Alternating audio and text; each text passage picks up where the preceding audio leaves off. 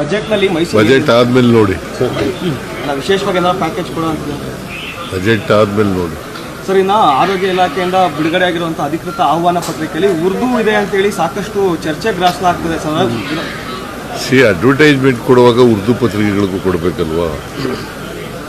ಅಲ್ಲ, ಆಹ್ವಾನ ಪತ್ರಿಕೆಯಲ್ಲಿ ಆಹ್ವಾನ ಪತ್ರಿಕೆ ಇಲ್ಲ. ಅಲ್ಲ, ಆಹ್ವಾನ ಪತ್ರಿಕೆ ಇರೋದು ಸಾಕಷ್ಟು ಕನ್ನಡ ಪರ ಸಂಘಟನೆಗಳು ವಿರೋಧ ವ್ಯಕ್ತಪಡಿಸ್ತಿದ್ದಾರೆ ಸರ್.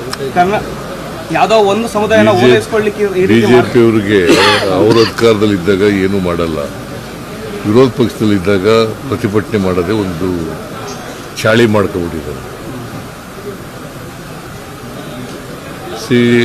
ಈಗ ನಿನ್ನೆ ಧಾರವಾಡದಲ್ಲಿ ಏನಾಗಿದೆ? ವಿದ್ಯಾರ್ಥಿಗಳು ಯಾಕೆ ಇವ್ರು ಬಿಟ್ಬಿಟ್ಟು ಬೇರೆ ಕಡೆ ಮಾಡಿದ್ರು ಸಭೆನ? ಯಾಕೆ ಮಾಡಿದ್ರಿ? ಆಯಿತು, ದೇವರಾಜ್ ಅಲ್ಲ, ಇವರು ನರೇಂದ್ರ ಮೋದಿಯವರು 2 ಕೋಟಿ ಉದ್ಯೋಗ ಕೊಡ್ತೀವಿ ಅಂದ್ರಲ್ಲಿ ಏನಾಯಿತು? ವರ್ಷಕ್ಕೆ 2 ಕೋಟಿ ಉದ್ಯೋಗ ಕೊಡ್ತೀವಿ ಅಂತಾರಲ್ಲ. 10 ವರ್ಷದಲ್ಲಿ 11 ವರ್ಷ ಆಯಿತು ಇವ್ರು ಬಂದು. ಎಷ್ಟು ಮಾಡಬೇಕಾಗಿತ್ತು? ಎಷ್ಟು ಉದ್ಯೋಗ ಕೊಡಬೇಕಾಗಿತ್ತು? ಆಯಿತು, ಇವರು ಬಿ ಜೆ ಪಿಯವರು ಅಧಿಕಾರದಲ್ಲಿ ಇದ್ರಲ್ಲ 4 ವರ್ಷ, ಎಷ್ಟು ಉದ್ಯೋಗ ಕೊಟ್ಟರು? ವಾಟ್ ಮಾರಲ್ ರೈಟ್ ಅವ್ರಿಗೆ? ಯಾವ ರೈಟ್ ಇದೆ ಅವ್ರಿಗೆ? ನಾವು ಮಾಡ್ತಾ ಇದ್ದೀವಿ.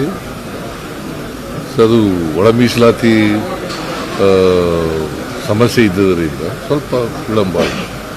ಬಟ್ ನಾವು ಕೊಟ್ಟ ಮಾತಿನಂತೆ ನಾವು ರಿಕ್ರೂಟ್ಮೆಂಟನ್ನು ಮಾಡ್ತೀವಿ. ಅದು ಕೂಡ ಈಗ ಬಜೆಟ್ನಲ್ಲೂ ಕೂಡ ಕೆಲವೆಲ್ಲ ಘೋಷಣೆ ಮಾಡ್ತೀವಿ, ಕೆಲವು ಇಲಾಖೆಗಳು ಮಾಡ್ತೀವಿ.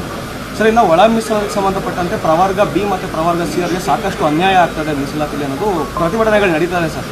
ಇಲ್ಲಿ ಮೈಸೂರು ಮತ್ತು ಕೊಳ್ಳೇಗಾಲ, ಹಳೆ ಮೈಸೂರು ಭಾಗದಲ್ಲೆಲ್ಲ. ನೀವು ಒಬ್ಬನೇ ಕೇಳ್ತಾ ಇದೆಯಾ? ಎಲ್ಲ ಅಲ್ಲ, ಬೇರೆ ಅಲ್ಲ, ನೀವು ಒಬ್ಬನೇ ಕೇಳ್ತಾ ಇದ್ದೀರಿ. ಯಾವ paper? Indian TV. Indian TV. ನೀವು ಇಲ್ಲಿ ಬೇರೆಯವರೆಲ್ಲ ಸುಮ್ಮನೆ ಇದ್ದಾರೆ, ಇಷ್ಟೊಂದು ಇದೆ. ಎಲ್ಲರ ಪರವಾಗೂ ನಾನು ಬಂದಿದ್ದೀನಿ ಸರ್. ಎಲ್ಲರ ಪರವಾಗಿ ನಾವು ಒಬ್ರಿಗೆ ಹೇಳಲ್ಲ ನಾನು.